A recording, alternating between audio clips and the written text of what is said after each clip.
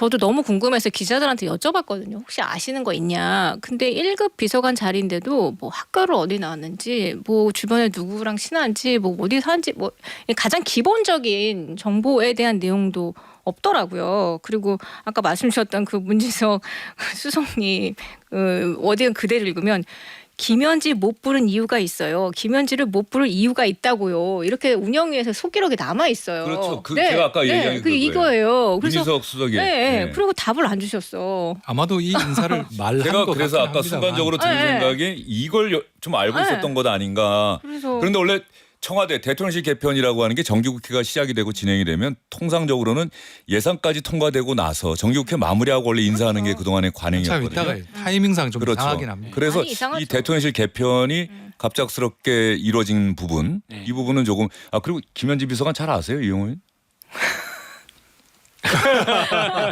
이제는 총무비서관이 아닌 제1부속실장 얘기를 안 할 수가 없지요. 오늘 언론들이 일제히 그 부분을 크게 썼는데 이용우 의원 아마 준비 많이 하고 오셨으리라 생각합니다. 자, 먼저 유상범 국민의힘 의원의 이야기부터 한번 들어보겠습니다. 대통령실은 어제 오후 존엄 현지를 국정감사에서 지키기 위한 인사교체를 단행하며 김현지를 순식간에 V0 수준으로 끌어올리고 세간의 관심을 증폭시켰습니다. 30년 넘게 국정감사에 예외 없이 출석한 총무비서관을 불출석시키려고 하다가 여론의 역풍이 불자 1993년 신설된 이래 단 한 차례도 출석한 전례가 없는 제2부속실장으로 발령내는 대단한 창의력을 보였습니다. 존엄 현지의 이재명 정부 내 위상이 적어도 1인지하 만인지상의 위치에 있지 않고는 상상할 수 없는 창의적 인사였습니다. 떳떳하면 출석시키기 바랍니다. 유상범 의원이 제2부속실장이라고 해서 그대로 자막도 나갔는데요. 이 제1부속실장입니다. 제2부속실장은 현재 공석이 됐습니다. 자, 그랬더니 민주당의 박상혁 의원이 꼭 그렇게만 보지 말아달라. 국회가 합의하면 언제든지 나오겠다고 김현지 부속실장도 이야기하지 않느냐. 이렇게 또 이야기를 했다고 하는데 박상혁 민주당 의원 얘기도 들어보겠습니다. 이 분들을 잘 아는 의원들하고도 잠깐 우연히 얘기를 했는데 다들 제자리를 찾아갔다 이렇게 평가가 뭐 다수더라고요. 그다음에 김현지 지금 부속실장은 제가 알기로는 처음부터 국회에서 정해준 대로 따르겠다라는 입장인 것으로 저는 알고 있거든요. 방금 전에 또 들어오기 전에도 뭐 좀 통화를 했는데 확인을 해봤는데 그러셨어요? 그런 입장이 본인하고 통화한 건 아닌데 다른 일 때문에 통화하다가 뭐 그런 입장이었다라는 걸 다시 한번 제가 확인할 수 있었거든요. 그래서 원래부터 그런 입장이었다라고 하더라고요. 그래서 이런 부분 관련돼서 너무 과도한 좀 해석이나 이런 걸 안 했으면 좋겠고 뭘 피하기 위해서 그런 것은 전혀 아니고요. 자연스러운 좀 보직 이동 과정 중에 있고 제자리를 찾아가는 과정이 있다라고 생각합니다. 자, 박상혁 의원 이야기까지 들어봤는데 그러면 민주당이 운영위의 대통령실 국정감사 증인에 김현지 부속실장 채택하는 겁니까? 이 국회가 합의하면이라는 게 상당히 그 조건이 붙어 있는 거예요. 국민의힘은 당연히 요구하고 있고 민주당이 동의를 하면 되는 건데 민주당이 동의할 거냐 이게 핵심 아닙니까? 운영위에서 이제 증인 채택 문제거든요. 사실 국정감사에서 증인 채택 문제는 우리 환노위도 마찬가지지만 다 신청한다고 다 채택되는 건 아니고요. 그렇죠. 그 증인의 어떤 신문 그 질의의 어떤 필요성이라든지 확인할 내용의 어떤 그런 타당성이라든지 이런 것들을 다 감안해서 제한적인 시간 내에 제한적인 증인을 할 수밖에 없기 때문에요. 고려해서 판단할 거라고 보여지고요. 이 그 인사이동 문제는요. 부속실장으로 가면은 증인 채택 못 합니까? 할 수 있어요.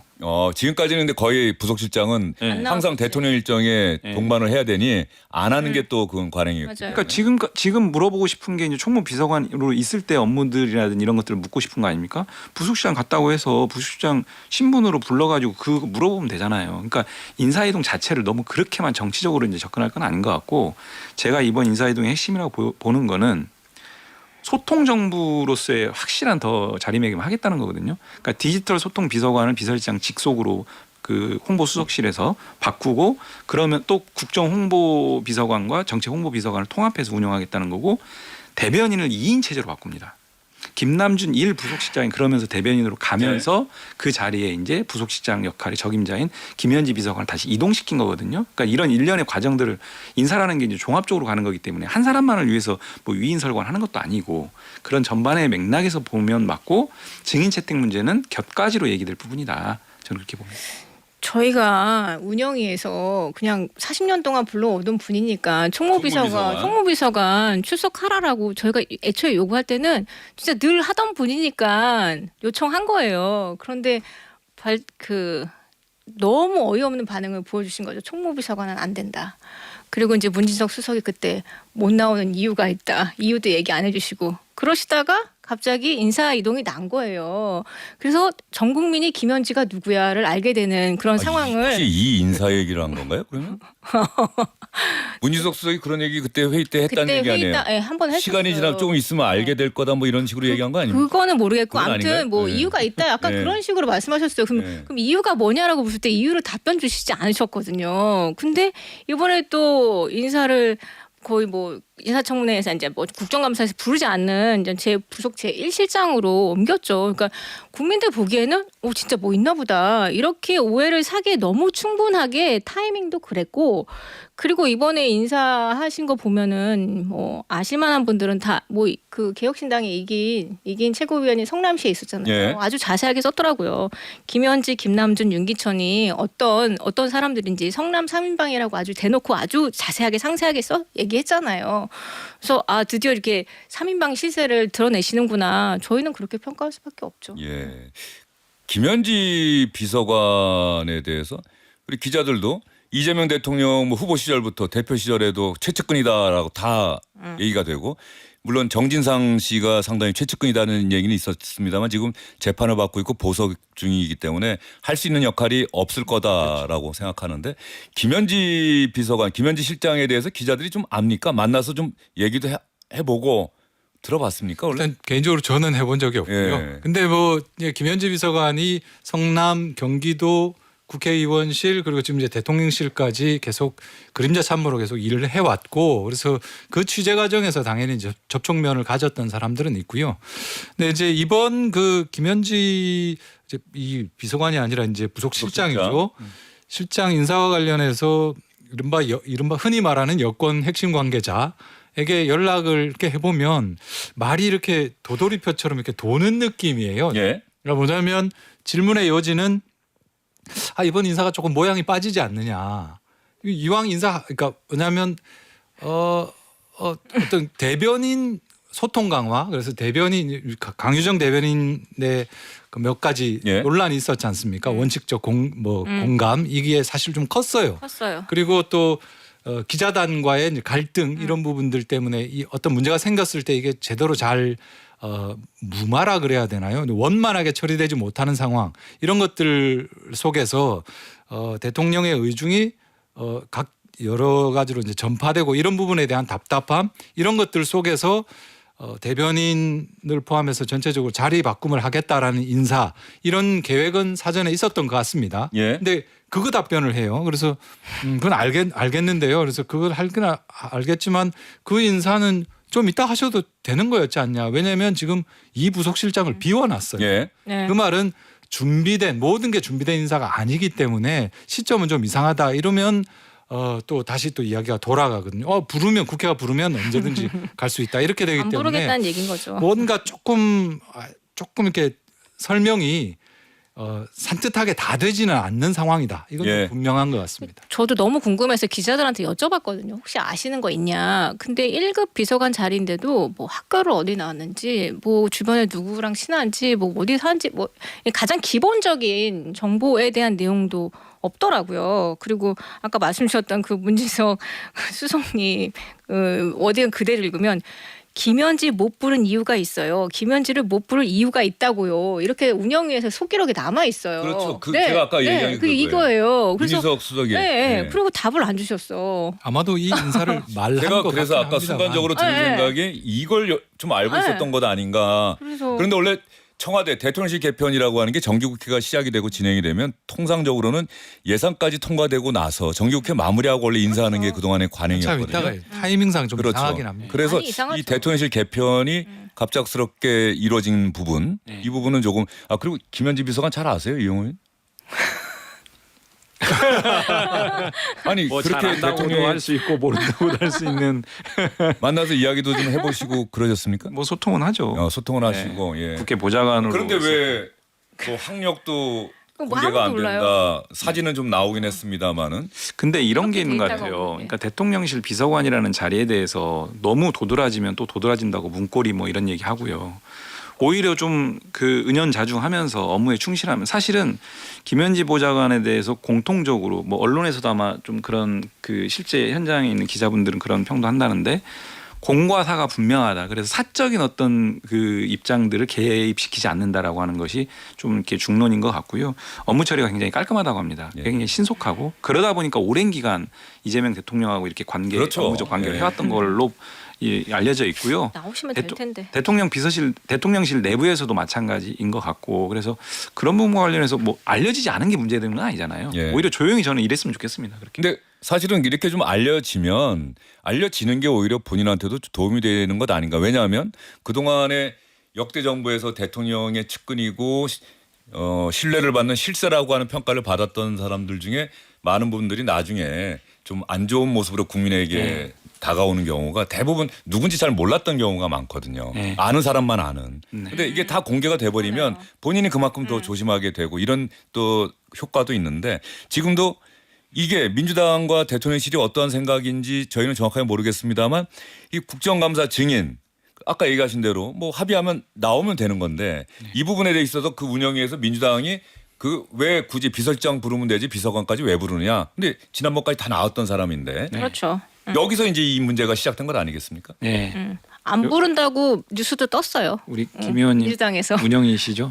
저 운영이 아닙니다. 아니시구나. 네. 네. 운영이 운영위에서 아닙니다. 합리적인 논의를 통해서 결정할 겁니다. 아니 안 부른다고 민주당에서 얘기했어요. 지금이요 바로 속보가 속보 떴기 김소희 의원이 또 때문에 뉴스 속보까지 네. 체크해 주시고 아니 저는 뭐 그래서 그 뭐 국회가 합의하면 이거 다 알고 말씀하신 거잖아. 이게 원래 이제 이용호 의원님도 그러시지만 여당 의원님, 여당의 당직자들이 이런 시사 프로그램에 나오면 이제 얘기하기가 좀 힘들어집니다. 야당은 그런가요? 상대적으로 좀 편하죠. 예. 김소희 의원 저희 지난번에 막- 그런 얘기 하신 적 있죠? 저 예. 그때는 다 웃기만 했습니다. 저희 세 번째인가 네 번째인데 방송 전에 항상 이렇게 여유만만 막 이러고 들어옵니다. 그래서 제가 밖에서 예. 살살 좀 해요.